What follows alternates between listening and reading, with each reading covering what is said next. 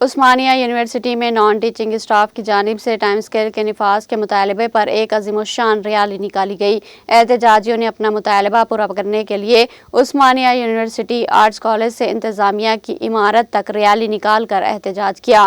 اس کے بعد انہوں نے OU رجسٹرار کو اس سلسلے میں ایک یادداشت حوالے کی۔ اس موقع پر اسٹاف کا کہنا تھا کہ وہ گزشتہ 25 سالوں سے یونیورسٹی کو احسن طریقے سے چلانے کے لیے کوشاں ہے۔ انہوں نے اس بات پر افسوس کا اظہار کیا کہ سابقہ وائس چانسلر نے رقم میں 1500 روپے کا اضافہ کیا تھا، جبکہ موجودہ وائس چانسلر نے اسے بھی کم کر دیا تھا۔